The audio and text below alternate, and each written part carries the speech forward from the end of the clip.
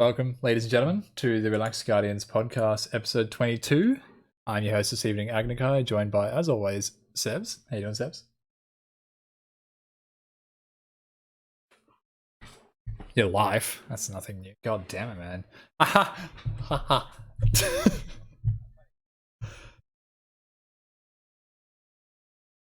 Oh, hang on, I'm having problems picking you up.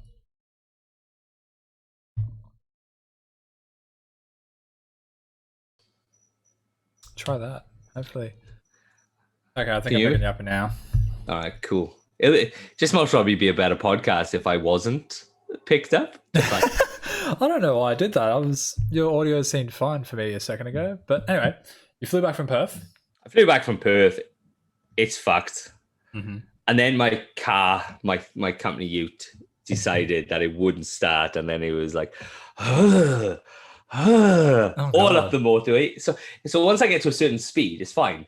But the initial first, second, third is and because obviously it's coming to 3 o'clock, there's a lot of traffic on there. And I was like one finger on the fucking on the hazards. Oh god. Yeah.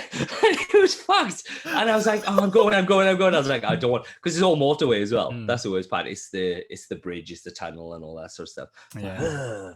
I was like, I just need to get back. I just need to get back to the house.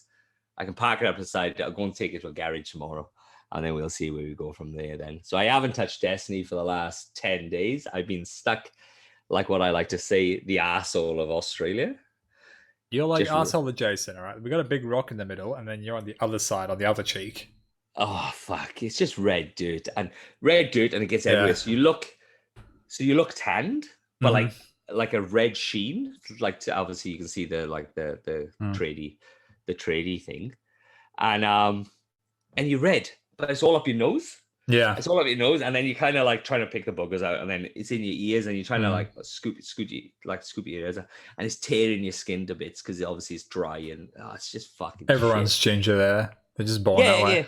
Yeah. And then I was then we did the work, and we had a night shift. I was in charge of the day shift, or I'm in charge of the whole job, but I had to give it over. I'm only allowed to work a certain period of time.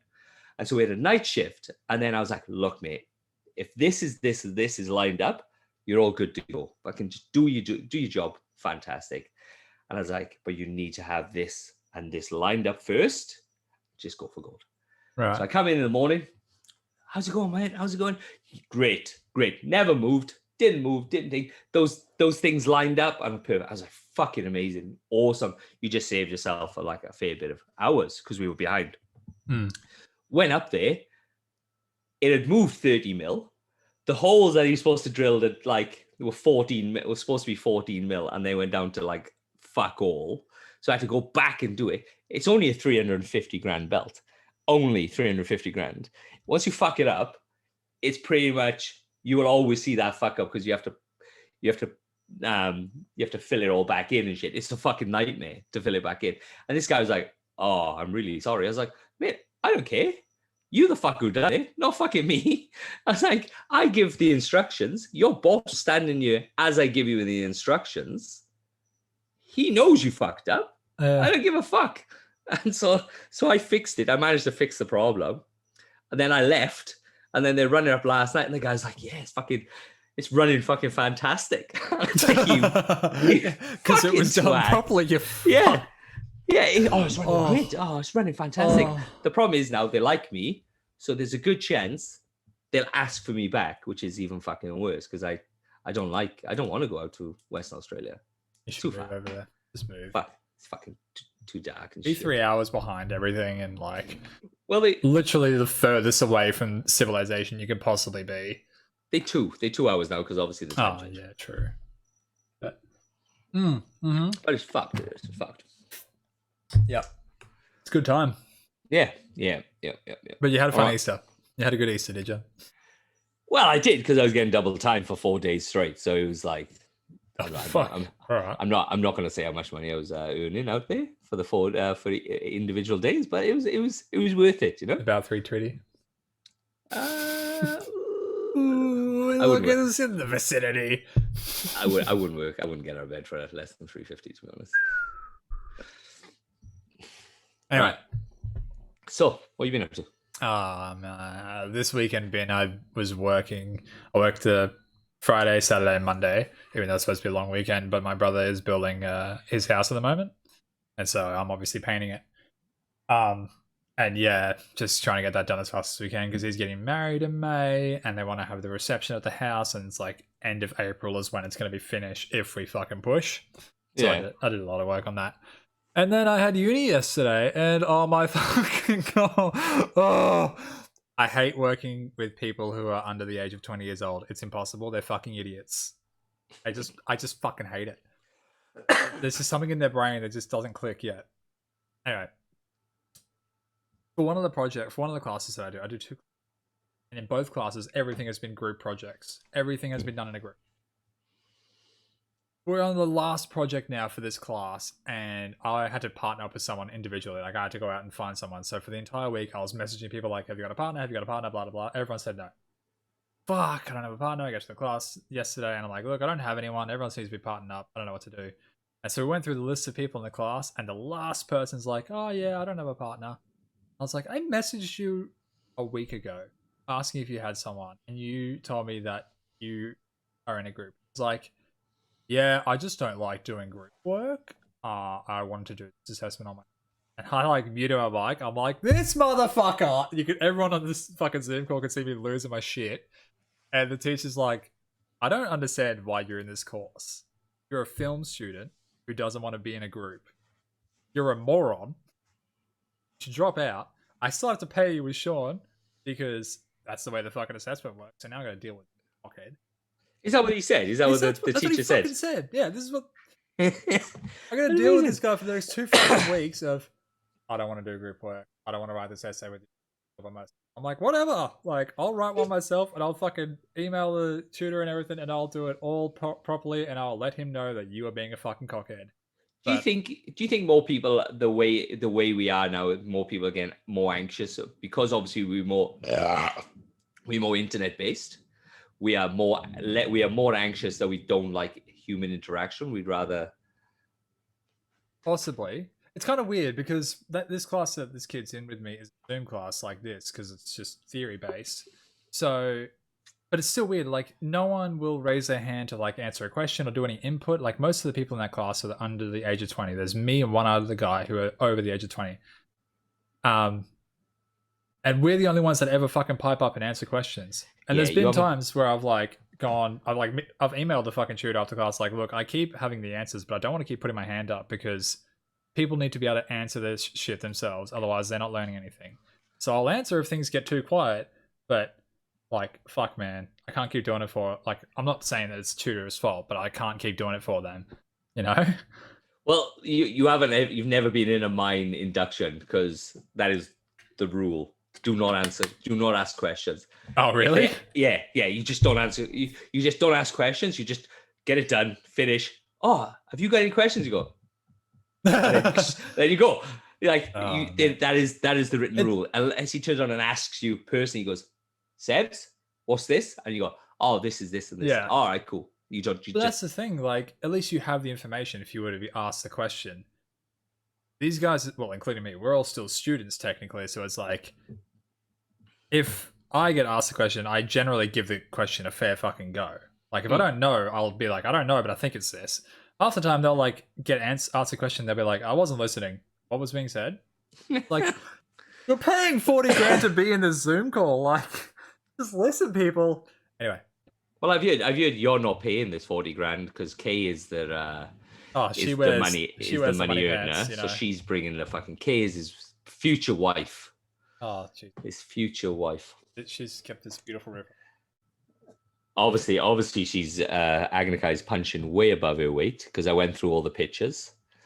You had some interesting times. You know, you get everybody will have the weird look, and then you get your prime in certain different ages. Like, my prime is when I left the army. Like, before I went in the army, I was a fucking dork as such. But when I left the army, you had the physique of the army and all that sort of shit, and the confidence of the army. So that was my peak. and then it's just fucking downhill from there. Then, I still think I'm yet to hit my peak. well, that fucking red Dicky bow. Oh, The old yeah, fucking. yeah. Don't be making fun of the fucking. I'll put it up. I'll put it up somewhere. I'll have to put it up somewhere. Don't be making fun of the Doctor Who so, cosplay. So Agrikai looks like he's fucking 9. I was in. You were 19. It 19. looks like you went fucking backwards in time. Doctor Well, Who. that's the premise of the Because show. you had the red Doctor Who bow and the fucking like slacks or whatever. Suspenders. Suspenders. But he looked like he was fucking 7.5. My oldest looks older than you. Please. I was the parental supervision that evening. Anyway, we're getting way off tangent. We always do. I just wanted to yell about uni for a minute because I'm getting messages right now from this fucking so many in a different group. Anyway, all right, so many. All right. As you can, as all the people who look at the Instagram. Oh, I need to do a big shout out. 120 followers on Instagram. We are fucking going great guns. We have people commenting on our posts and stuff like that, and people sharing us. Absolutely fucking fantastic on the Instagram fucking feed. Ada, she's fucking back. So I have to troll through. There's a fair amount of Ada 1 porn. Do you know that? Why did we didn't need that. We didn't need to know that. No, but there's because I wanted a good picture of her because I wanted to put it on my Instagram, and there's ones with it just wearing underwear, and I'm like, I can use that shit, but I can't use that shit. All right, Twab. What is it, you cunt face? With the return of Ada 1 to the tower in season 14, we're introducing some small quality of life upgrades to the couple of our tower vendors. First in addition is being a primary vendor associated with the upcoming Transmog system, also known as armor synthesis. Ada 1 will become the vendor who delivers a variety of armor-focused items and upgrades. So, if the way I understand this is any armor piece out of all of Destiny 2, you will be able to have that, and you will be able to design your character with those pieces. So if you've got a really nice helmet, you can chuck on your helmet. If you've got a nice cloak, you can chuck on your cloak. I think it's only if you've had it in your collection. Oh, well, all right. So, or whatever you can have then. So I would imagine the shit that's got fucking sunsetted or fucking taken away and stuff. If you're an original D1 player, so if you've been playing for the last fucking 6 years like a fucking lunatic, you'll be able to use it all, I would imagine. I don't think it goes that far back. Oh, well. It will be vanilla D2, and I think like a lot of people will have that flawless Trials of the Nine armor set that you can no longer get. That'll probably be usable as transmog and be like really popular. Okay, all right. But, I don't know. I don't know if you know if I got that. Each day, Ada 1 will now sell a randomly chosen armor mod with a general armor slot. Helmet, gauntlets, etc. Groups and one random chosen combat style armor mod chosen from the Charge with Light and Warmind Cell mod groups. Which should make it easier for players who missed these in the past to get their hands on some armor mods from year 3. Additionally, on a weekly basis, Ada 1 will sell one armor set randomly chosen from the world loot pool with a stat roll that also changes on a weekly basis. Finally, Ada 1 will also sell armor upgrade materials, upgrade modules, enhancement prison, ascendant shards in the same way that Banshee does right now. I don't understand the double dipping. Like, if Banshee's selling it, I don't understand why Ada would sell it at the same time. They're splitting, from what I understand, Banshee will now sell weapon mods, and Ada's going to sell the armor mods. And the problem I think people is trying to solve is the fact that Warmind Cell mods and Charge of Light mods were kind of they just weren't coming up a lot because they were just in this big random pool. Yeah. So they're trying to make it so there's 2 pools, more chances of you getting the mods that you want. Okay. Oh, no, that's fair enough. That's a good answer. But it's impossible to get mod components at the moment. Well, not impossible, but it's really, really fucking hard. Whereas, and that's the currency you use to buy these mods. I got loads. Yeah, we got loads as veteran Destiny 2 players, but New Light players don't have, the same pathways that we had for all those years to get mod components. Right. Understood. Oh, I love it. So look, I think it's the right way. You'll get some really cool looking Guardians now, I think. Yeah. It'd be good if you could have the ability to remove certain aspects of the armor. So, on Photoshop where you can put layers on top of each Mhm. other, and then you can turn and go, I'll take that layer away, see what it looks like, and blah blah blah. Mm-hmm. But then obviously it's the coding that comes with it. You turn and go, Yeah. well, I don't like that spike. That spike's on layer 3. I'll remove that. Cool, that armor looks fucking great now. Yeah. That'd be cool, but that's fucking, I would That- imagine that- it's quite different. That's very deep dive Yeah. customization. I don't think we'd ever see that in a MMO type of game that Destiny is. Maybe in like a single player game, but Look, if fucking Cyberpunk can turn around and put dick size in thing or a hermaphrodite in there, I think we could take a spike. yeah, but Cyberpunk doesn't fucking work. So I haven't heard anything off Cyberpunk, and Outriders has been taking a fucking kick in as well. Their yeah. servers haven't been working. the problem is Outrider servers isn't the game developer's problem though. Like No, it's somebody else's. the company made the game, and then Square Enix, who's like the producer of the game, own the servers, and their servers are shit because they keep going, I love Final Fantasy. Oh yeah, Final Fantasy. Good old Final Fantasy. Mm-hmm.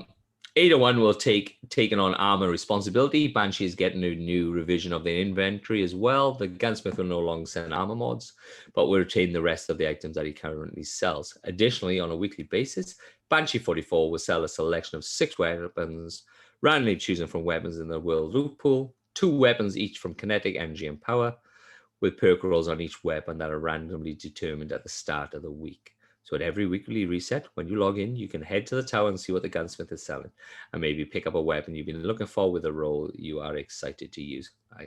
This is vendor refreshes. This is what we wanted for years. Yeah, exactly. Then this is an interesting one. So the vendor reset, I think the vendor resetting on Crucible, and I think Gambit is doing it now as well, is a much better way of doing it. I think that is great, other than having these fucking tokens that take up fucking slots and shit, and then Waste of time. Yeah, it's completely waste of time. It's fucking ass. But the way they go in now, I think is really fucking good.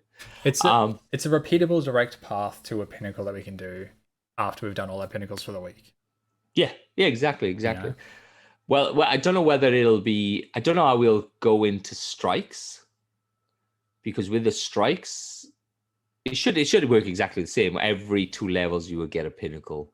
That'll be a powerful gear set, surely. Yeah, they'll probably. I don't think we have it at the moment where it's like we have mythic and legend rank in strikes at the moment, and we can't like reset it we can Crucible. So they'll probably add that in, and that hopefully will like space out the time it takes to get to each major rank before, so we can't just like super fast grind pinnacles out of that, because starting next season we don't have the 50 level gap anymore with power level. We only have the 10 levels, which is the 10 pinnacle levels. Yeah, so hopefully strikes get altered like that by next season, and then we'll have strikes, Gambit, and Crucible to repeat grind. Yeah, and then obviously like the weekly stuff, 3 strikes, 3 Crucible, 3 Gambit matches anyway. Yeah. No, I think the way forward is the 10 thing, because this grind thing is fucking bollocks. It's crap. Difficult. Crap. I'm still not at 1325 for fucking Grandmasters, and I'm like, I got my first 1310 drop this week from the raid, and that was a scout rifle trustee. So my Felmentis is now 1310. Dab. Do you just dab then? I did. Yeah, so. But it's like, fuck, man, I still can't even get enough power to get into that end game content. And it's like, I play as much as I can. Like, there's people that can play less time than I can that are weeks away from being able to do that. Yeah, but you play one single character, don't you? Yes. I find it much more difficult when you're only playing one character, because they can bounce the weapons between each character. So it pushes it artificially pushes that character up, and then everything will catch up. So you'll do your powerfuls, and it'll just bump. Yeah, you'll bump that character up, and then you take those weapons off, bump them over to the other guy, and then it artificially does them. If you play 3 characters, if you can't, like, I haven't got enough time, so I just play one. You haven't got enough time. No, that's what I mean. Like, there's people who have less time than me, you know. But it's a grind, though. It's how they grind, though. That's the issue. It's easier if they got less time. Do all the pinnacles on one person, take the weapons, do all the pinnacles on another person. So you're only playing for like an hour or a night. You do everything really quickly, pinnacles and all that sort of shit. You take the weapons, you put them onto another guy. That artificially bumps that person out, and then you go on to the next guy. And so by the time you get to the third guy, Yeah. you're bumping your main guy up about 3 or 4 levels. Yeah, I guess I should. It's about prioritizing. It's difficult. It's difficult. And then when we were doing that for one day, the day one raid, that's what you're doing. You get one character, do everything on that character, go in and do something else, grab that character, go into another character, artificial, you know? Yeah. Yeah, there are smarter ways to do it. Yeah, there is. And it's just how you run it, you know? It's just But I think this 10 power gap will mitigate the need to run 3 characters to get to that power fast enough. I'm hoping, you know, because it's like it's still a pain in the ass running for weeks and doing all your pinnacles, even if you like loot pinnacles. You still just don't get like a helmet to drop, and you just cannot get a helmet to drop to get you into the next power bracket, so that your other pinnacles will start dropping higher again. You know. Like, well, last season I didn't get a class item. Until the very last week. Yeah. So I couldn't get any other class items. So I think I had like a something 09 or whatever the fuck it was. And that wouldn't give me max level until I got this fucking class item. And it was like 3 or 4 levels lower than what I wanted. It's fucking shit. Yeah. So I'm hoping like that becomes the dangerous road though, because direct lining armor and weapons can sort of make it easier for bigger streamers and more people with more playtime to power through levels a lot faster. And like you could have a problem with the first week where Trials is getting blown out of proportion because there's people that are at max power already after a week because they have 40 hours to play. And yeah, but look, if you're getting, you shouldn't really be getting one shot at a 10 levels below. It wouldn't be one shot, but it'd be pretty bad. Yeah, like I suppose. We went in with but that's why they don't allow trials to come in straight away. Usually they usually go a drop of the season, trials will come in 3 weeks later type of thing. Yeah, that's true. They usually turn it up for a couple of weeks to let everyone get into it, which is smart. So I guess well, the only other thing would be VOG coming in next season. Yeah, but VOG is going to be a fucking weird fish. So you're going to come in next season, but VOG has already been done. So they're not worried about the day one completion or being leveled the correct level because they are adding triumphs to the day one completion. True. So it doesn't matter if you think, oh, we are going to get day one because everybody's done it. People can like there's people doing it within 40 minutes and stuff like that on D1.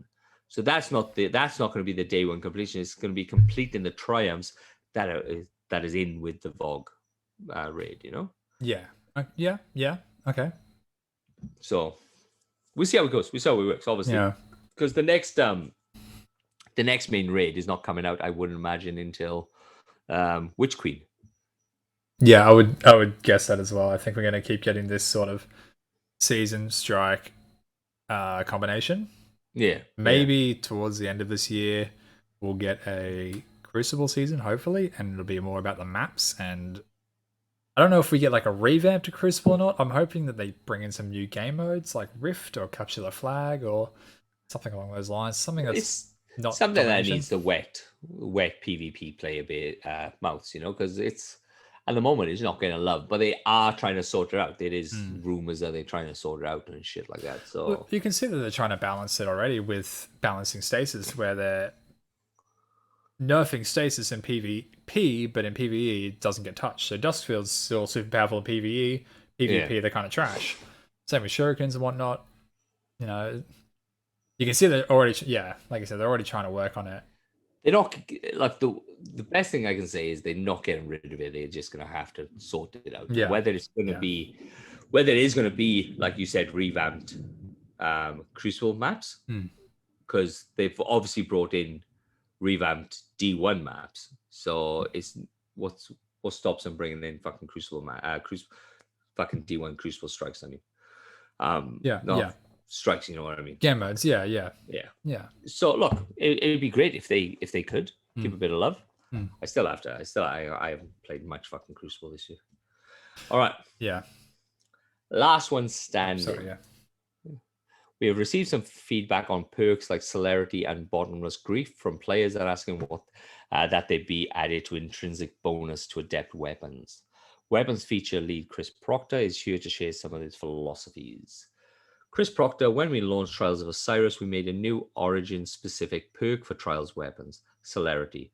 This is a widely powerful perk. Now, I've got guns with celerity, and it's shit. Like it doesn't activate until everyone else is dead on your team, which is the problem.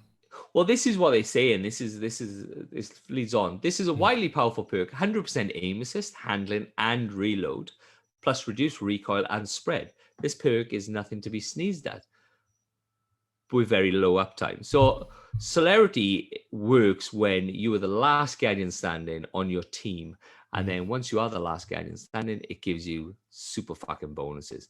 But obviously, you have to be the last fucking Guardian standing on your team. Yeah. Which is usually somebody's fucking nightmare, because I've seen people jump off maps. I've seen people just like, oh fuck, I'll just emote until they fucking kill me type of thing. Yeah. We intended this to be a great clutch. Last Guardian standing plays in Trials specifically, and when it's activated, it is very strong. But we found that trigger condition that relies on failure generally feels pretty bad. And the power it grants doesn't negate that feeling. Players never like betting against themselves or their team. Not only that, but the perk is useless outside of Trials and a couple of other activities. Side note, Deep Zone Crypt Origin perks were well received, so while celerity specifically didn't hit the mark, the idea still has legs. So they're trying to sort something out. Whether it is a weapon perk that only is really based towards, I would imagine it's based towards comp as well, once you stack into the end of the life, the lives and stuff. But definitely it's a trials perk that's got no business anywhere fucking else. Yeah. Which is fine. We need that. We need weapons. We need perks that work in situations that aren't universal, but they're amazing in the situation they're intended for. Yeah. Yeah. And obviously, like, some people relish the idea of being the fucking last known Guardian and just wiping the whole fucking team. Yeah. I fucking detest it because I'm just a fucking mess. I'm a long range guy. I don't want a fucking cannon with celerity on it because I wouldn't be able to hit the fucking barn door with a cannon. All right. In Beyond Light, we introduced adept weapons to Trials, wanting to try our new system of aspirational weapons in a small setup before rolling them out broadly. We had 3 goals for adept weapons: giving players a tangible reward to aspire towards, with custom visuals and unique names letting them flex a little. Giving players who have earned an adept weapon a minor power boost and some gameplay customizations options in the form of improved masterwork, granting 3 to all stats and the ability to equip adept mods. Do not make players who can't earn these weapons feel like they can't compete with players who have them. Cough, cough, not forgotten, cough. We've seen all the suggestions to make celerity and bottomless grief intrinsic to Trials and Nightfall's weapons, and only the adept version, and I wanted to touch on this idea. Thematically, this is cool, but the odds favor flavor that the perks can give a source, but there are 3 problems. I can't be bothered to read all that shit. It's just fucking trash. So they're saying that I can't intrinsically put in it because it could take away the ability to use a different perk that gun has. Yeah. From a development point of view, they're at a point now where legendary guns would break if they start putting intrinsic perk on legendary guns. It's just their engine that they're working with and what they've built. It's a kind of a problem of the past that we're gonna, I guess, slowly phase out as, I'm still going to say current generation PS4 and Xbox One will eventually be phased out. PlayStation 5, Xbox Series, and PC will obviously continue on, and then we can start adding newer engines and whatnot and get rid of these older problems. Yeah. And what they say as well is like adding a new perk column to only adept weapons would work against the 3rd goal of adept weapons. And we believe would feel bad for players dying to adept weapons that are able to stack celerity with things like Outlaw and Rampage. So they don't want to have they don't want to give you the ability to have celerity, Outlaw, Rampage. You're the last man standing. You are fucking impossible to kill. Yeah. It'll be like they said, it'll be the not forgotten fucking bollocks again, where Yeah. he's just this super powerful weapon, super fucking hardcore, and only the hardcore fucking people or the guys who pay for it, obviously. On the paying for what we talked about last week, look, we hit a few nerves with the paying to win or the paying to get your fucking weapons. And I thought about it. If you want to pay money for somebody else to play a game, go for it. It's your money. You can do whatever the fuck you want with it. Yeah. But what I'm saying is, watch out for scam artists. There's a lot of people getting hacked. Watch out for the scam, because they'll just fucking your character will go. If it is from a reputable person and it's your money, you go for fucking gold. Do whatever you want with your own fucking money. Just check it out first. Yeah, that's what I'm saying. Obviously, you don't fucking believe in that, do you?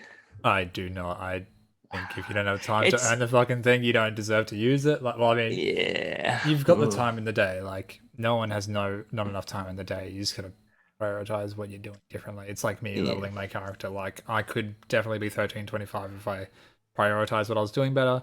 I haven't. But yeah, look, it's if like I said, it's people want their own money. If they got $20 and they want to get carried through trials, what can you do? It's not going away unless they change something up. It's not going away, so it's just what it is. I'm just going to say as well, I'm not against carries. If you are putting in the time and you just don't feel like you're a good enough player, but you ask a friend to help you get through the content to get whatever the fuck, if you're the one doing it, I don't give a shit. If you are there in the encounter and like you still died a shit ton and they managed to get all the wins to get you fucking whatever, I don't care. You were still there and you still put the effort in. My problem is you paying someone else to go onto your account while you're at work to go and do whatever the fuck you want. Yeah. It's just what it is. It's not going anywhere. That's the end of that fucking conversation. Yeah. In Season 14, we're making the following changes to Trials and Nightfall weapons and their adept versions. Note this only applies to new drops of these weapons, not previous drops. So we have to fucking get all the adept weapons again. Nightfall weapons. Bottomless Grief grants a permanent active 30 plus 30 magazine. Bottomless Grief is now a fixed alternative perk in the left column on the adept drops of Nightfall's weapons, i.e. you can switch between that and the random roll perk in the inspection screen. So if you got Bottomless Grief, so instead of having 4 perks, you will have the 5th on the side that you can easily click in and out of that. Really? Right, do you want me to read that slower for you? Is that how it works? Right, I'm going to read that slower for you now. Okay. Bottomless Grief is now a fixed alternate perk in the left column on adept drops of Nightfall's weapons, i.e. means i.e. you can switch between that and the randomly roll perk in the inspection screen. So it'll be one to the other. Okay, I was picturing it like on the end of the row. I was mispicturing it. So you'll have the randomly rolled perk, and then Bottomless Grief will be below it, and you can pick either to have Bottomless Grief or the randomly. Okay. So like fucking Rampage, or I'd rather Bottomless Grief. Okay. Trials weapons. Celerity grants a permanent active plus 20 on both reload and handling. So it's giving you a bonus to actually use it prior to being the last man standing, where then it becomes a plus 100 on reload handling. Fucking yeah. Okay. All the other what did it say? What did it say above? It said where was it? Fuck knows, I lost it. Widely powerful perk, 100% aim assist, handling, and reload, plus reduced recoil and spread. Jesus. Fuck. So if you have it, because you can get celerity on a shorty. Yeah. So it'll just be like fucking Fellwinters after they nerf Fellwinters. I got celerity on an Astral Horizon this week and I deleted it. Well, it's this is not going to be any good until the next season when you get this. Oh, okay. Well, this thing anyway.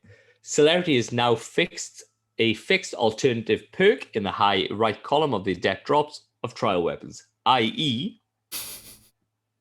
you can switch between that and the randomly roll perk in the inspection screen. Okay. And then they have got the stream. So they got the stream where people run through the Pressage mission. I cannot wait for this. Oh, this is still happening. Cool. tomorrow our time, but in like a few hours American time. I don't know, time zones are assholes.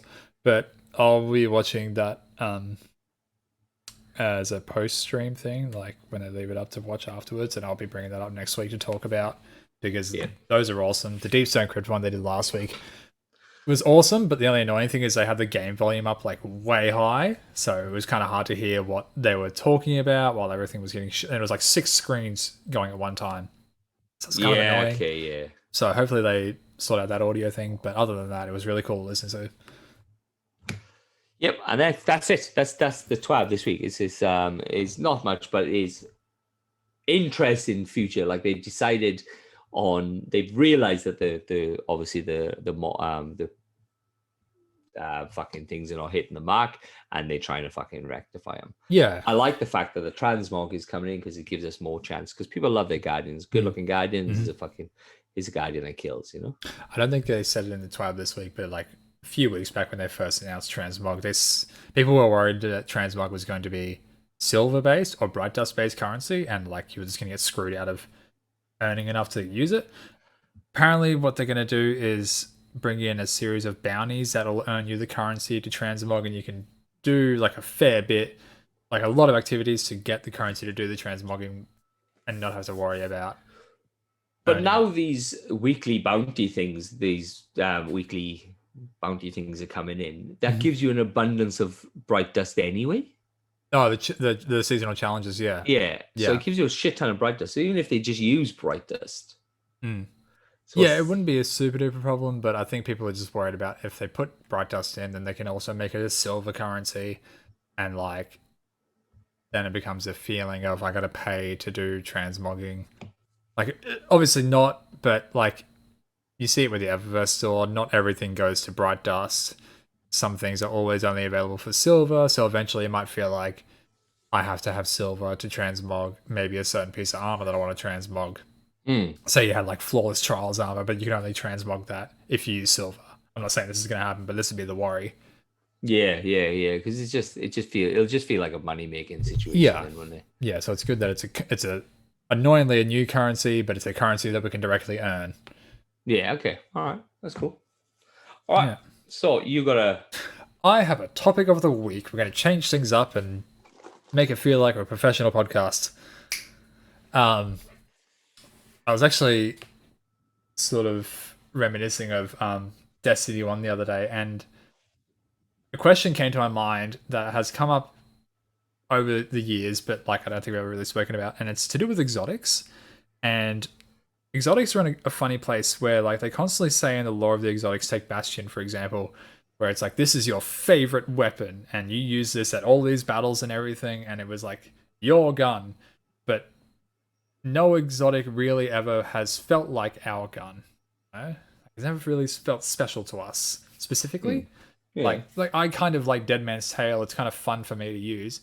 I don't know if you have an exotic that you really enjoy, but anyway, my question is: should they bring back quests like Necrochasm? Which I don't know if you remember Necrochasm's quest in Destiny 1.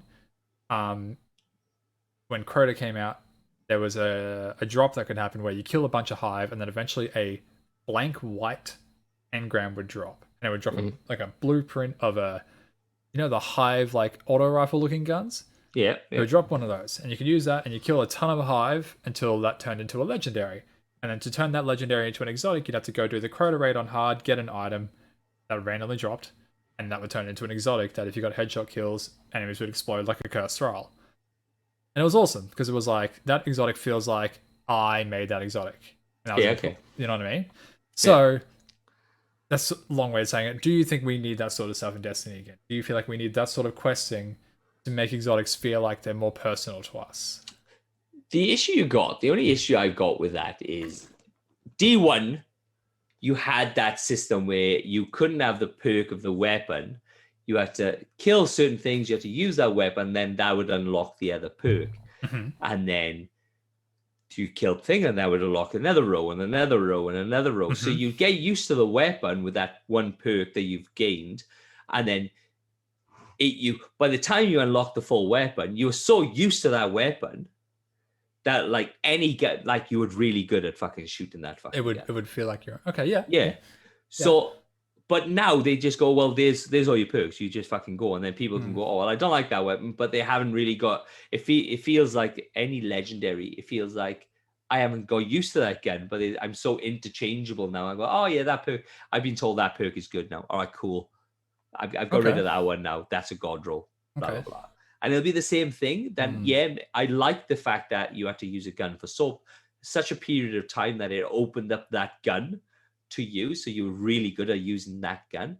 Because what's come up a lot is god rolls. Yeah. Now we have people turn around and go, this is the god roll for that gun, but it may not be your game style to play with that perk as a god roll. Like rangefinder Zen moment on the Black Armory machine gun. No, hammerhead. Fuck, amazing, absolutely fantastic, because he'd just be fucking stable at like a laser beam at the end. But people are like, well, I can't use that. I would rather have Rampage Outlaw. And people would rather certain perks because that suits their game style. And it's back down to that then is it's more the fact that I'd rather have a longer grind to have weapons, which is obviously the Necrochasm gun that you're just talking about. Yeah. Instead of going, all right, you've got this gun now, you've got the catalyst. Go and shoot 50 people over there, and then bang, you got the catalyst. You get this. Yeah. And they're like, oh yeah, all right, cool. Dead Man's Tale for such. You had to go and do the thing, or Whisper. You had to go and do the dungeon, and it felt a little bit better. That you had to go in dungeon. Outbreak perfected. You had to finish the whole raid at a certain time, and then you would get a percentage to the catalyst, which makes you value the weapon more. I think I would like them to bring the grind back. Now that they've maybe reduced the grind for armor, the power level, is maybe bring the grind back for just an ordinary weapon, so we can understand what we like in this weapon. Yeah. You know, that's my take on it. Like, and obviously the issue is, as we talked before, with obviously the pay to win and all that sort of shit, is people haven't got the time, and people may not like the fact that they have to grind this weapon and kill fucking 100 Guardians in Crucible, which is, for a good player, maybe 3 or 4 games. Yeah. And people don't like that. They're like, well, I want this weapon now. Why have you just given me a weapon that I can grind with? Because there's got to be a reason why they took that. Yeah. That system away. Yeah. And I like the system. Don't get me wrong, because I saw a sniper that I liked. You could see the perks that it had, and you just sat up there and just shot the shit out of everything and go, oh, I've unlocked this great perk now. Fantastic. This is really good. Because you could still do the god rolls. Oh yeah, if I've killed this many people, I get outrage and outlaw and rampage. Because I don't like rampage. I don't think rampage, for some people, rampage is the go-to. But I don't like rampage because it's a 3-stack thing, and I usually die after the first stack. So I'm a big trader of kills in PvP. So you would like it to come back for the grind of the perks, but you would still grind to find your own perk roll that you would want. I feel like bringing that system back would also make playing activities sort of feel like you're doing something again. Purposeful, yeah. Because like now it's like, yeah, I've got the god roll bottom dollar, for example. It's like, okay, I don't have to play Gambit anymore. But if you had this system, it would be like, I've got the bottom dollar, it's a god roll I want. I can play Gambit to make it powerful so I can use it the way I want to use it. Yeah, so you have to go and kill so many people in Gambit, don't think. And look, I don't want to say forces people to play these fucking game styles. Yeah. But it's not going, oh, I've got the god roll bottom dollar. Oh, I've got the god roll palindrome. I've got the god roll fucking igneous hammer. I don't need to play this shit anymore. I've done. Yeah. I'm finished. Woohoo. Yeah, it would definitely make people like stop going, okay, I've got every god roll that I want, but I don't want to play the game anymore because I've already played all the activities. Why would I want to use this gun? Okay. Yeah. I liked it. I liked that. That was a thing that I liked out of D1, that you could just grind the shit. Mm-hmm. Yes, it's classes grind, but now that they've reduced the power grind, let's give us let's give us something to grind for. Like, I don't mind playing a strike. I don't want to say grind because it's not a thing, but the ability to change it from maybe a blue, which is a ray, I think. Blue into the ray, into the powerful type of thing. Yeah. And it just steps up. Instead of just having shit tons of fucking greens in your vault or shit tons of greens drop, have it go, all right, I have now a green, just say a green fucking igneous hammer. And you can see the perks. So when it hits legendary, you can see this is the perks. Oh, I see what you're saying. So it starts off green, but you got the perks that you know you're going to get to eventually, and as it gets higher, it changes. Okay. Yeah, and so you're using a fucking green. You're using a green fucking or a white hand cannon. You can't use. That'd be awesome. You can't use shit with it. Yeah. For the first bit, but it goes all right. For to get this weapon to there, you have to go and do 3 strikes. You have to go and kill this person. You have to go and do that. And it could roll it into bounties. You could roll it into sort of certain shit. Like that, XP coming from anywhere would obviously upgrade it more. We used to have motes of light, which you could like just dump those and that would power you up, but motes of light are obviously gone. But that actually makes it even more enticing to me. I didn't even click in my head the green to legendary. That'd be cool as fuck. And then you just turn on, then you wouldn't have such a fucking massive weapon pool. You just get rid of all the fucking greens. Like as the shitty greens now, and you just have legendaries into greens with the ability to change them into legendaries or rays or whatever the fuck they have, purples or trash like that. Absolutely. And that'd be pretty fucking cool. And that'd be an incentive because then, like I said, you go and play all the fucking game, your game styles and stuff like that. Like, oh shit, for this igneous hammer, because it is based around possibly a PvP based fucking perk.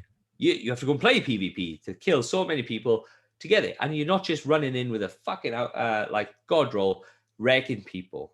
But then it's back down to what do we class as a god roll to each individual person. Yeah.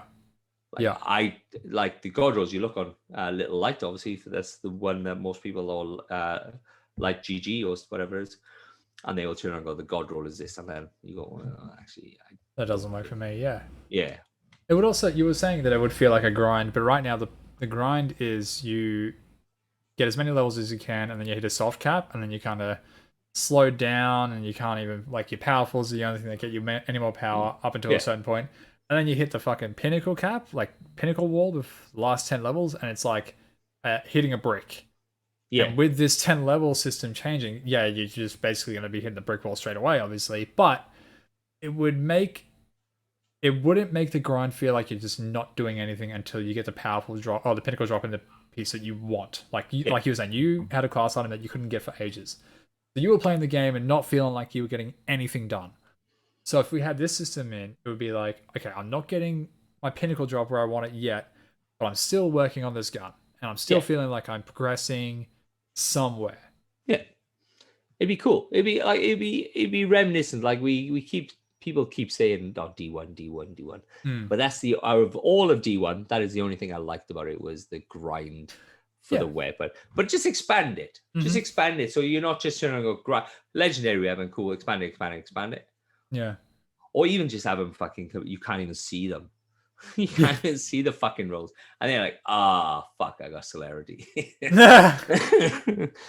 Shit. I don't think that'd be good. I think that would just feel too much. If you could see the perk, at least you know what you're going for, and that would be something. Because then it saves you.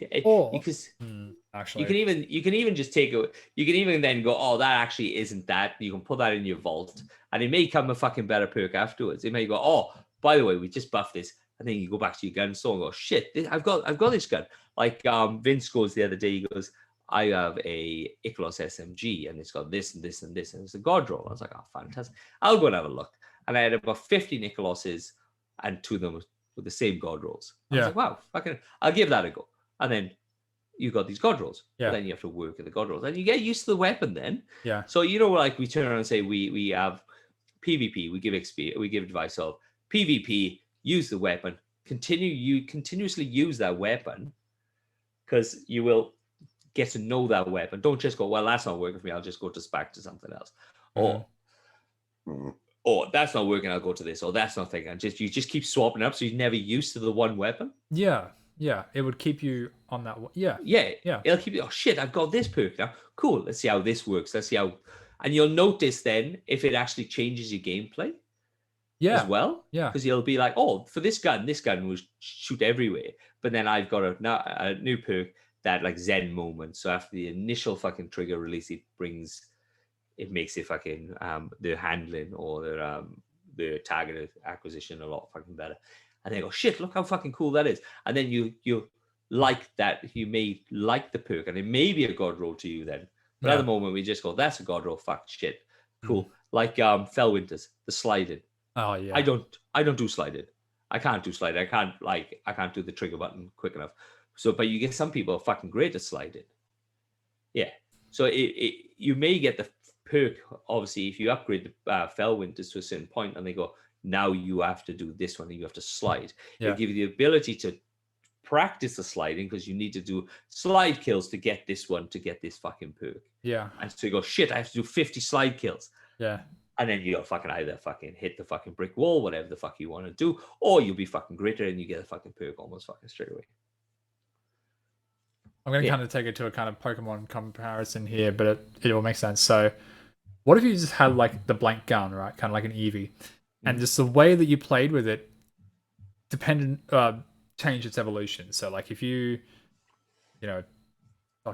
if you were like super duper into headshots and you kind of just naturally shot slower, the gun sort of morphed into a scout rifle with Zen Moment and Outlaw or something. Wow. Like, you know what I mean? Like I wonder what that would be so hard to code, because that's so much fuck information like getting poured into the system to then give you the perks. So I don't think it's like feasible ever. Not on a multiplayer platform, maybe a single player, but definitely not multiplayer. Yeah. But imagine that. Imagine if we just had like a blank slate gun, and it was like just the way you play with it created your gun. That'd be a massive AI, though, wouldn't it? It'd be fucking huge. Oh, you'd have to actually have Rasputin watching you at all times. Yeah. Seiko said, honestly, I like how the god rolls drop now. They're very rare to get, which makes it grindable. But you're doing the same shit. Like you can have them drop, but then you have to grind the gun up to use it. Yeah, that's what we're saying. Like, we wouldn't change the way the guns drop. I would say just the way you use them to make them the powerful as they are. To build them up, yeah. Just to kind of change the way that we plow through this game, because like I think it will slow down bigger creators as well. The way they just power through content super fast. They're like, okay, look, we got Beyond Light, and a week later I'm max level and I've done all the content and I'm done. Yeah. I've got all the guns, they're all god rolls, amazing. It'd be like, okay, well, slow down. I'm kind of enjoying this specific role right now. And I'd be god roll to everyone else, but it just it would I feel like it might extend people's lifetime with the game, which is what people want. They keep going, I want to be able to play this game more and more and more. It's like, but I don't feel like there's any content for me to do. It's like, there's many negative shit. You look on Twitter, you look on fucking Instagram, there's such negative fucking crap on this stuff. It's fucking savage. I hate it. Yeah. And like, because I enjoy the game, we got like a lot of good guys. We had like a lot of good guys join their Discord even today or over the last week. Yeah.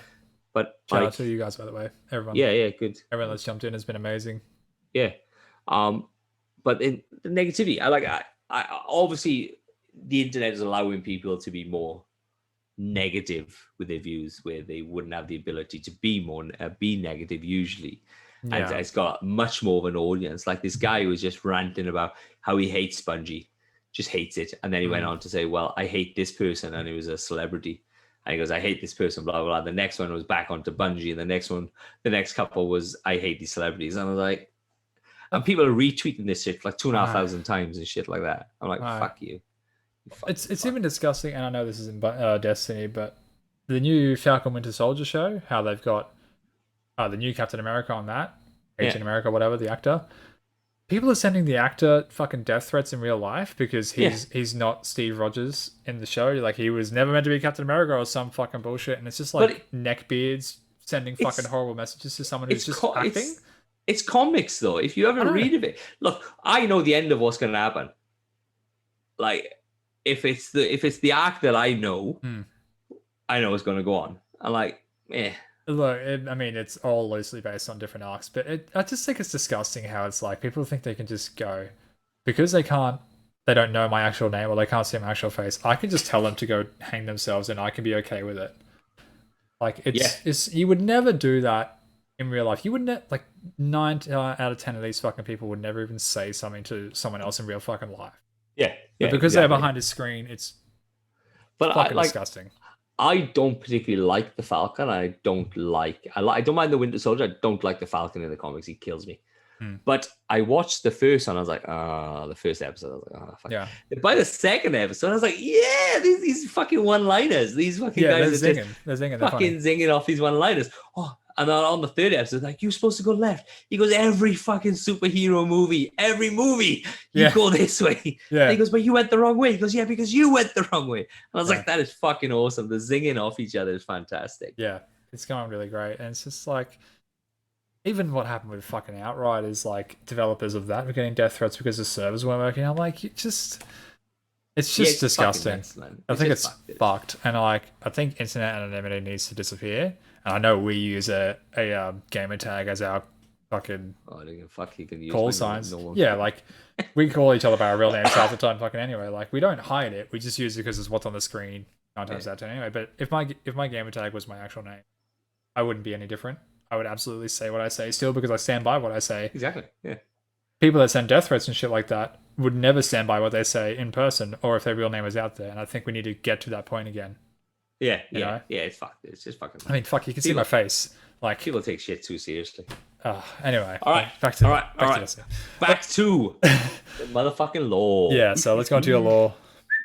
Sorry for the tangent there, but awesome. All right. I'm listening. So last week we found out the Elixir was an Elixir. They come in. They had a golden age from the Traveler. The Traveler. And they had their first golden age. They reached the stars. Then they had Edge Wars. That collapsed, and then they sort themselves out through their House of Kings, House of Judgment, and then they had a second golden age. As we know, the Whirlwind. So the Whirlwind is where the darkness, the Traveler, or the Great Machine, whatever you want to say, found that the darkness was coming towards them, and then he fucked off. The negative void, or whatever the fuck, however you want to produce it, left an implosion, and then the darkness came in and fucked everything up.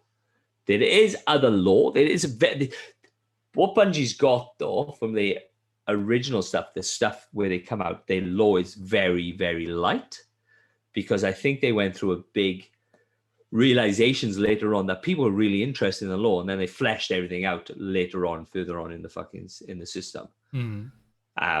After when we came about. So the Battle of Six Fronts and all that sort of stuff, there's more lore there than there is anything before, because the humans are involved and all that sort of stuff. And like, people started really enjoying the lore. All right, before I start, I'm gonna get a beer. Also, Right. I got a lot of reading. So he needs to inebriate himself to make it so it's easier to read. Bloody Welsh.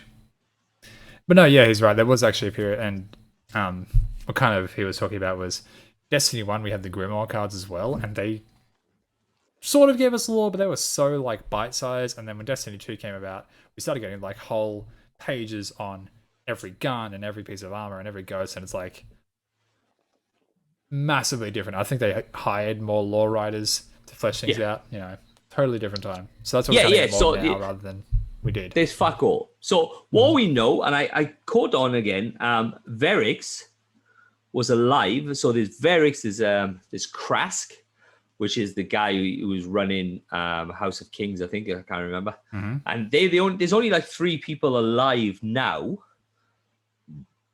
that remember the Whirlwind. Yeah, because we killed the others. So, well, yeah, we killed the others and stuff like that. All right. So, like I kept saying before, guys, there's very little lore, so I made some shit up. But there's no pink elephants or anything like that. So, and like I keep saying, if anybody wants the fucking footnotes, I can put them up in Discord and our Discord, and then you can add it or take it away or whatever the fuck. Or just send me death threats. That'd be cool. I haven't had a death threat for years. The deaths of billions of Elixir screams river-beated through the solar system, becoming a catastrophe of sound. Sevs, because I read that. Very little lore. Very little lore is written about the fall of the Elixir, and only a few were there and survived. Various various of house judgments had first-hand info, but they are quiet on what happened at that time. But I have managed to get my hands on a couple of first-person accounts. Only joking. Each story I have written is from I just made it shit up. Each story I have written is from a point of the Elixni fallen individual. So what I wanted to do was individualize certain Elixni's way they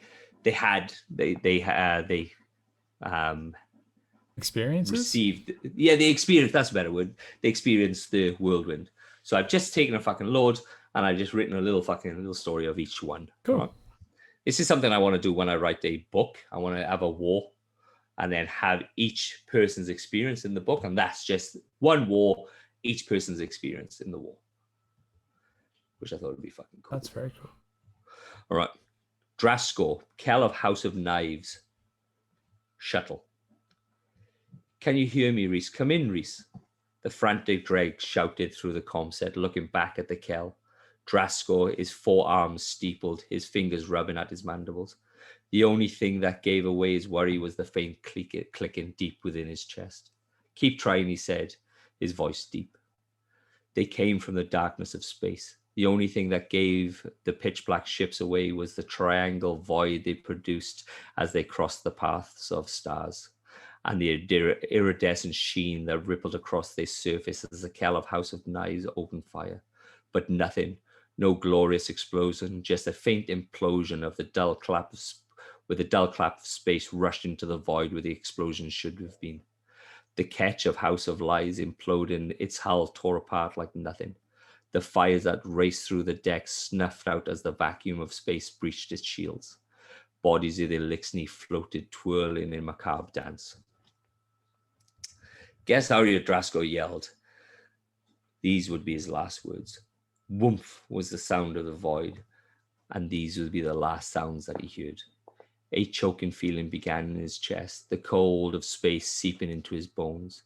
Drasko could see his crew floating around him, or twisted into the wreckage that once was his ship, a ship that he called home for decades. Crystal droplets of blood mesmerized him in his final moments, his head following them as they cascaded out into outer space proper. Green eyes, hordes of green eyes. These would be the last thing he saw. So, Drasko, Kel of House of Knives. So they've got like a ton of dead houses that we know of, and then I just typed in fucking fallen names. So what they say though, there's a lot of law saying where the darkness comes, the hive are right behind. They're supposed to be in the wake of the darkness. So darkness comes, does his fucking shit, hive comes to fucking mop up and fuck everything up. I'm so into it right now. That was so well written. I was fucking there, man. Holy shit. I just make shit. I know. I don't care. That was awesome. All right. I wrote this. So I was under the belt. I was doing the holes in the belt. And I was like, fuck, I'm going to give myself a break. I had my computer with me because I had to do some measurements. And then I was like writing in fucking 38-degree heat as everybody's working around me. So I just sat down and just chilled out. Inspiration kicks, man. Awesome. All right. That was awesome. Topic, House of Scars, outer edges of Elixni solar system. I sat amongst the trees, green foliage, the sun striking the sky green on its final moments of daylight. Lazily, insects started to appear, fluttering past abdomens alight with blue cold fire. I gave a sigh of contentment, my robes crushed underneath my bulk, crinkling and dirty from the soft loam, but I had no care. A twinkling could be seen in the night sky, a consistent blinking that drew my eyes to a patch of space, and I watched. The twinkling stopped and a void replaced its place in the sky. Over the days, other stars left our solar system. People talked but did not care as they were preoccupied with their lives. But something twisted my gut, making me worry, making me gather my supplies, gather my family, gather to a small catch that I had purchased. But I and the planet I called home was too late. The wind buffeted our homes coming from nowhere and quickly rose to a howling gale, tearing the roofs off buildings and carrying the elixirs into the void. The planet groaned and shuddered as my catch fell within a tear that was not there minutes before. I could only watch as a wall of wind and nothingness raced towards me, and I could only watch and die and listen to the screams of my people. So that was House of Scars, topic House of Scars, outer edge of Elixir solar system. That was, he was unknown. Because I would imagine they wouldn't have just they wouldn't have the dregs, they wouldn't have things. So they'd have people who would just make fucking clothes, I suppose, and make armor and stuff like that. So they'd have all these just civilians. I could just hear it. Like, you were describing it so well. I could just see his catch like sitting there, and then you just hear that. You know how like you get the sort of negative sound moments where it's like you see the explosion and then you hear the sound wave. I could sort of see that where it's like something just rips through and then you can hear the sound of his ship explode. Far out. That's terrifying. Yeah. Like, it's so in the army, they would do these show of power. And then the show of power is they invite all the allied forces together, and then they go, this is the British force. Boom. And then they would fucking use all the ordnance. So they go, see over there? That's a fucking load of individuals and stuff like that. So you take them thing, and I just remember this. They had the artillery, and they had these artillery, and they're all tanks, and they're all like 120, 100 and fucking something mil cannons, and they're all lined up, and then you're there now for a couple of hours where everything's getting ready and shit like that, and then you just see these two fucking artillery tanks, and they're big tanks, they're like 70 ton, just rolling up now, fucking going about 70 Ks up the fucking thing, stop in front of it, turn around and just go, and as these two shot, all 15 shot at the same time. Oh, right. And you can just go, because you hear the sound, and then that fucking negative space hits you in the chest. Like, ooh, fuck me. But then they take you back to another spot so you get an overland view, and then you can see what those guns would do to a set of tanks. And they had a shot that would explode a certain height above the ground, right, and then cascade little bullets, little explosions. So you'd have one big fucking bomb, bang, and then shoot out like 50,000 fucking little fucking bombs and just fucking pepper the whole fucking thing.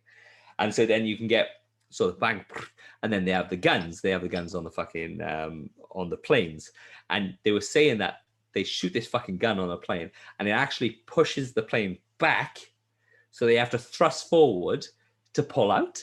And shit like that. It was like really weird shit. Like fucking, but you'd feel this continuous feel as this explosion would compress or like explode the air, and then everything rushes back in, and you just feel that. And they've got so the law, which is the anti-tank personnel gun. So when you shoot one, you got this fucking 15 kilo gun thing on your fucking shoulder, and they go, open your mouth.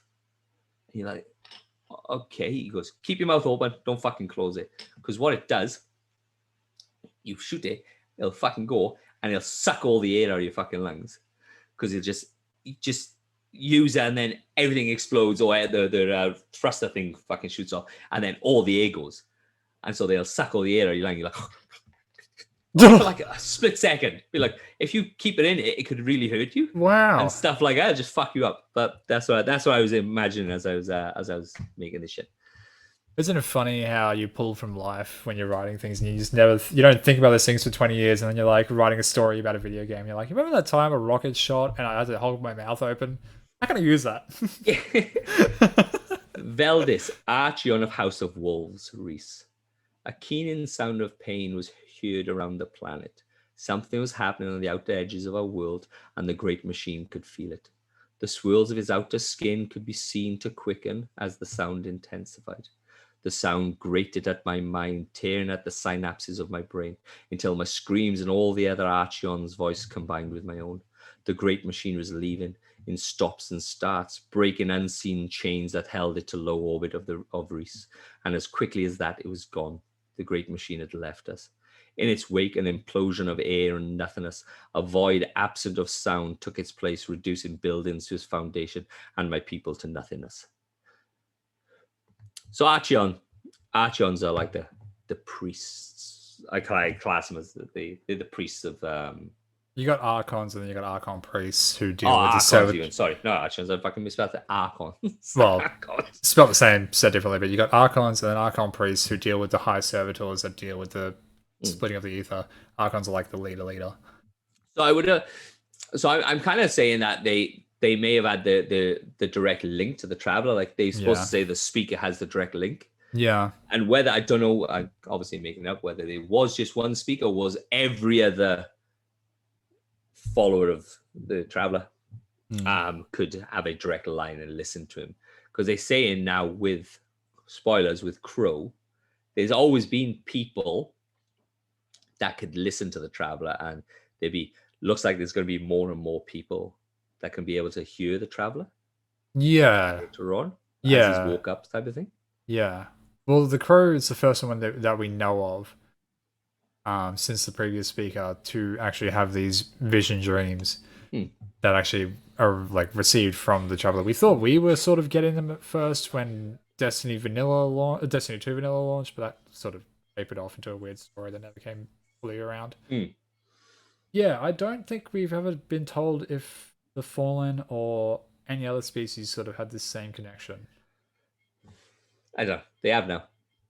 Well, yeah, I mean, it's absolutely cool because, again, so far as we know, this is the only time that the traveler had hibernated on a spot. It had always been awake everywhere else it had been. So there's a very good chance that it was connecting to Archons and whatever on Reese. Like, there's absolutely no reason to say there were. Yeah. All right. I am blaring through these, but I like them. That's all good. Ritkis, Dreg House of Rain. All right. A sound woke me up. A sound that tore at my body, leaving me breathless and aching at the joints, where my arms had been docked and tied. I looked out to the window of my hovel and could see Elixnis running, carrying items on their backs, dregs and vandals, marauders mixed together, fleeing from something. I could hear the sound of other dregs crowded behind me, filling the window, looking out to see what the commotion was. Where the great machine once sat, a small reassuring shape in the sky, there was nothing except a crater, leagues wide and a cloud of debris hanging in the air. What should we do? Asked an unknown dreg. A catastrophe of answers came back, but was quickly muted by loud crunching as the building collapsed. I could only stare as rubble rained down on the throngs of people crowding the streets below, and then I saw it, a serve that had been partly crushed, its stores of ether strewn onto the floor, but the angle could only be seen from my vantage point. Behind us, I could hear the roars of the captain screaming something too muffled to understand, and without a thought, I was out of the window, sliding down the curved surface of the building, catching ducting and pipe work that jutted out from the buildings, making my way to the street below. My pathetic, threadbare House of Rain cloak caught on one of these and tore, putting me off balance. I stared at the fluttering rag as I struck a railing, winded. I looked down, not far now. The ether had spilled its white coal like treasure amongst the rubble, bringing saliva to drip down my mandibles. The servitor's purple eye had cracked and its light fluttering in its dying moments, its humming speech getting fainter as it faded. I gorged myself on ether, more than I'd eaten ever before, more than I'd ever seen in my life. Power flooded my body, bringing a focus that I'd never felt before, and the pained feeling of starvation. The pain feeling of starvation had finally left my stomach. The cries of dying didn't touch my mind for those moments, and the rush infused my whole body, bringing an electric tingle to my docked arms. A crushed Archeon lay grasping for air, screaming obscenities at me for the theft, his feeble hand reaching out trying to grasp the ether, but it fell through numb fingers. He said not a word as I plunged my small knife that slid easily through his clothing, brushing a rib and piecing deeply. I didn't look back as I left him in the gutter. His clothing big on me, but the tingle had intensified. They were snug by the time I got to a space dock. Let me pass, filth. Let me pass, my voice surprising myself as I pushed onto a ship. We took off. So I don't know how the initial, like, if you eat a shit ton of ether, what's the change? Yeah. Is it you have to eat this much and you go to a dragon, you have to eat this much, to go to a marauder, you have to eat this much and you get the thing. So I don't know. So I just kind of go, if you fucking gorge yourself, like that you could possibly jump. I'd Okay. love to know. I'd love to know because I just said he just would turn into an archer and priest. So fuck it. Yeah. How fast is the transit? Yeah. I don't think we've. Fuck, you're asking all the right questions. I wish I knew the answer to. It doesn't say this, and this, and this. Because if you turn around and go, all right, because what they turn around and say is in the law, they turn around and say they give the dregs enough to survive, but not to advance. Yeah. And if you turn around and be good, they will give you enough to be a vandal, but only enough to be a vandal and not advance into a marauder. If you fucking gorge yourself like a fucking shit ton, like a served as full worth, like a whole house is served as full worth, Yeah. you, in theory, would just jump up the fucking ranks. Surely, like, you might have like a funny montage moment where, like, say this is being filmed and like it's a dreg running along and it passes a pole, then it's like spread into a vandal, and then it passes a wall and it's a marauder, and it's like eventually hits this Archon-sized creature and like aboards this ship, and it's like, get the fuck out of my way. Yeah. So you can use this. I'll allow you to use this. I'm stealing every fucking thing ever that you write, and I'm gonna make millions, and you're gonna be in the gutter. I'm all right. I'm all right. I'm all right with that. No, you'll be coming on as my shadow rider. Bascaris. I'm alive. I'm alive. I'm alive. Grit stung my eyes and my head hurt as much. Much of my right side. The sound outside had been quiet for hours, but I'd been too scared to move. I could see a shaft of light that painted my hiding hole in muted grey colours. Should I move? I asked myself, my voice a reassurance in the semi-dark. I shifted and a groan came from above. Rock shifted and a bright white pain shot through my secondary arm. The screech that left my mouth echoed, but cut off as I quickly clamped my mouth shut. My arms had been docked once before, but my station in life had allowed me to grow them back. This was different. The secondary arm tore off with little resistance, and the pain lowered to a dull thud as I made my way to the light. Buildings were rubble. Bodies littered the streets with belongings strewn around them like terrible shrines. Ether lay in puddles, forgotten in the mad rush to leave. My stomach rumbled in hunger, and I ate. The world erupted into fiery light. The world erupted into fiery light. Wreckage of some sort rained down from the space, brightening my surroundings. The sight bringing a cry to my lips. The world was in ruins. Nothing was upright, and only the sound I could hear was the howls of the wind and tore through my empty doorways. My world was no more. All right. The whirlwind was not only... Oh, yeah. Just beautiful. No, seriously, like, I am enjoying this so much tonight. Holy shit. Well, I brought he was supposed to have... the fiery light came down, and it was supposed to brighten up, and then he was supposed to see the hive coming in the wake. And then, but I decided to put the dreg at the Kel at the front, because he's the most thing, in a shuttle. The whirlwind was not only hardship for Elixni the whirlwind was not only the hardship that Elixni would face. It is law stating that where the darkness went, the hive was close behind.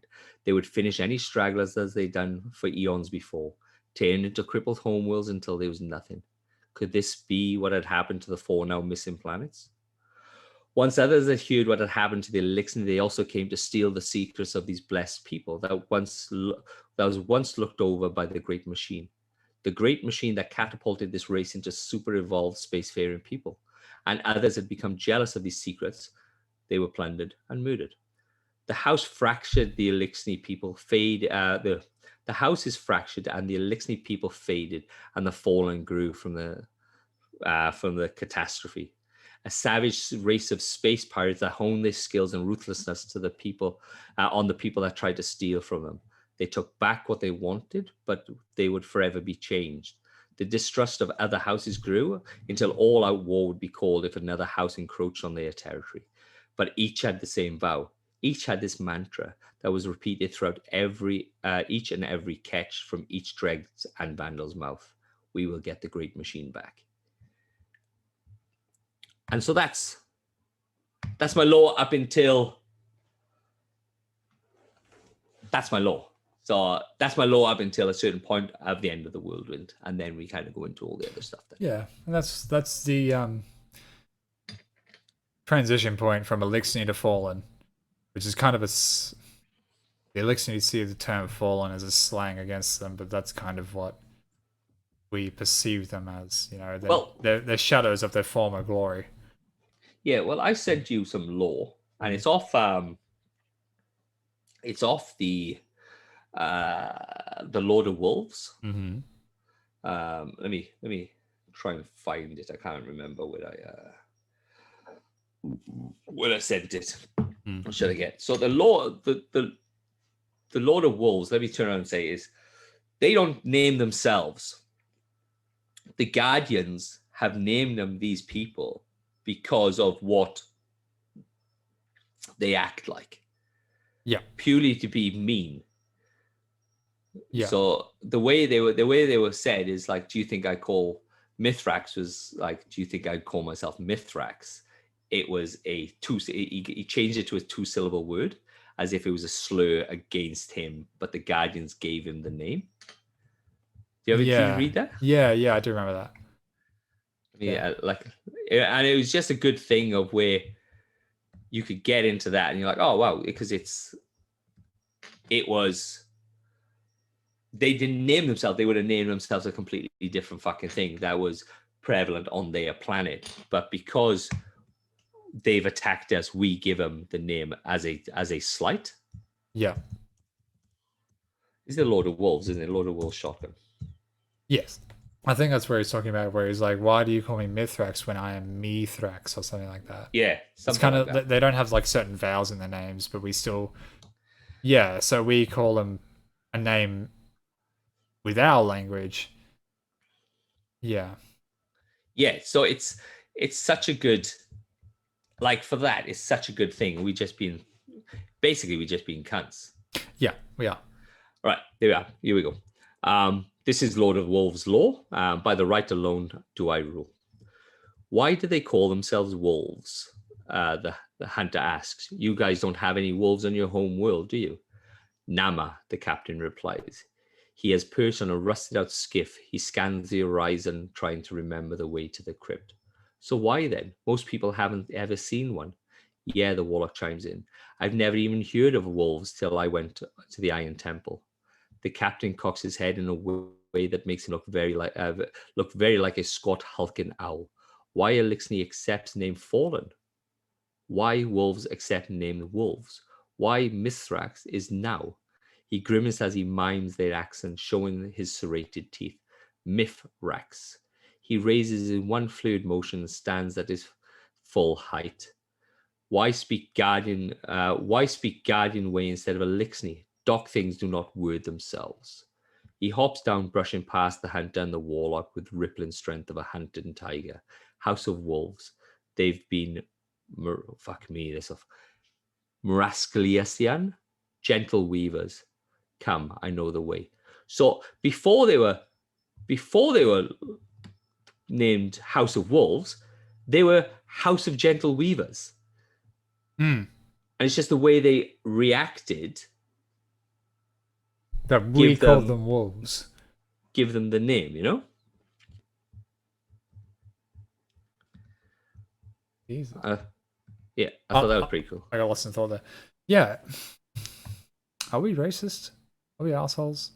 As guys? Well, look, we're always going to be difficult to the people who always attack us, you know? We're always going to be derogatory to the people who attack us and stuff like that. So it's kind of funny.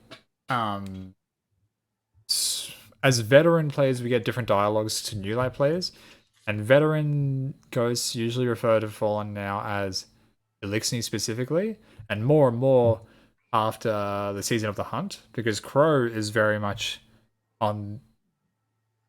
He's very friendly with the Elixir because of the way that they took him in with Spider and everything.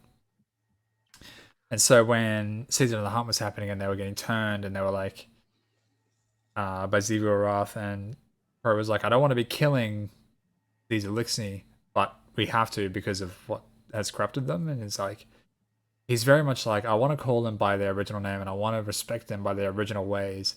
But then you get someone like Shax, and Shax is like, fuck the Fallen, fuck. Like, it's just so drastically dynamic. And yeah. What I kind of read from, and then when you go to Aramis and stuff like that, and she gives a first-hand account of certain things that happen in the whirlwind and stuff like that. I think Bungie couldn't make us. They had to be the enemy. They couldn't make not the enemy, because when we were like, well, I feel bad every time I fucking kill a cannons now. Where they made them the enemy. If we give them a backstory and the backstory is tragic, where the traveler left them to come to us and just fuck their world off, like for them to expand on that backstory and then make us feel bad about them, then we'd be like, ooh, it doesn't go well with a game that we just fucking shooting them in the face every time we see them, you know? Yeah, we're starting to learn more about our enemies and realizing that they're just in the same boat as us 9 times out of 10, where they just want to be safe. But even with the Cabal this season, it's like the Cabal are only coming after us because they are just trying to run away from the darkness. Yeah. And like, even they sort of followed the Hive here as well, because they were trying to find a way to beat them for when their empire finally showed up. And like, we didn't really know that in Destiny 1 when they were like, when the Dreadnought showed up and there was that Cabal ship that fucking just ran into the side of it and like made a beachhead, and the Cabal were just like constantly onslaughting the Dreadnought. We were like, these guys are just crazy, and they're just throwing everything they can at the wall. But now that we learned more about them, it's like, no, they were trying to find a way to prepare for when the rest of their army gets here. Yeah. So we can't give them, it's like, humanity as such, because then it won't play in the game where you go, I actually don't want to kill these people, so then you may not want to kill them, type of thing. So they always have to be the enemy, because they're the enemy within the game. But now I'm reading this, I'm like, oh yeah, fuck. I feel bad. The only thing is like, they kind of did it with Beyond Light and even the Cabal now. The enemies that we fight specifically are the ones that are like still turned against us. Like with Beyond Light, it was Aramis's House of Salvation, and they were like, we are taking the darkness and we're gonna stomp anyone that gets in our way. And we're like, well, we can't let you have that because you might be a problem for us in the future, finger guns. So we have to stop you. And then like, we had the House of Light sort of come into play there, where it was like there was certain groups of the Elixni who just wanted to survive, and that's why they went with Salvation. But now that they see that Salvation is no longer viable, they just want to live, they don't want to fight, so they go into Mithrax, how do you say it right? Mithrax. At the farm, and they're going to be House Light, and they're going to be neutral and whatever. And the same with Kayadal. She has said, we are going to pull out of any battles post this season. Any enemies that are on Earth or still attacking you are exiles. They are not with me. So that's kind of how we're going to still have Cabal and everything on Earth and whatever. Yeah. But yeah, like, it's been great. It's been funny. It's been great reading all this and writing all this stuff. So I hope you enjoyed, guys. I think that's coming up to our time on this episode. We don't have time for funny questions this week, unfortunately. I know how much all of you love them. Well, we can have one. We can get one in. Fine. Let's get one in. Fine. Let me find it, mate. Because this is why Vinny comes on. This is why our guy. He comes in for the last 10 minutes just to hear his questions. All right. Where do we get to? The best of you given. Here's the good one. How to pack. Where was it? There was one that I wanted to read out, and I was got for Gaming Pants. Best coffee. If you want to leave us any questions, guys, and you don't catch us here, tweet at us at podcastrelax on Twitter, or me at agonikai_god on Twitter, or jump into our Discord. It's always in the link in the description of every podcast show. We have a questions tab if you want to put questions in there, and we'll read them out in the next show or whenever we get to them. If they're particularly good, we might do them at the top of the show. We'll find out. We'll see how we go with our planning. But yeah. Question 13. Mhm. Top 5 lessons you have learned now that you are seasoned podcasters. I still wouldn't class myself as a seasoned podcast. I wouldn't be seasoned We at are all. episode, what's this one? 22? 22. Pre-check audio. Good microphone. Mm-hmm. Lighting. Mm-hmm. Beers on hand. That's it. That's all I got. Yeah. A general good setup goes a long way. Not an amazing amount of money has to be put into this, but just a general, so you don't sound like trash, because people just don't like. Yeah, I know you're small, but people still don't want to listen and make it seem like you are small. They want to like the illusion. Prepare every show. I even had the fucking problem this episode where I thought Cez's audio was fine, and then I got a message saying that it wasn't, and we were already 5 minutes in. So always being pre-prepared before every single show. Even if you think your settings are perfectly fine, always pre-prepare. That's it. That's all I got. So we got, man. So we got, guys. Look, we're getting great traction on Instagram. We're getting traction on everything else. Thank you very much. It's been fantastic these last 22 episodes. I think it was. Yep. Big shout out to the guys that joined the Discord as well. Yep. Great having you here. We are going to be raiding on the weekend. Yep. If you want to come in to watch Agnakai's stream, to ask questions, maybe on if you listen to the podcast after this one, you don't listen to it live, you just listen it through, and you want to have a chat with us.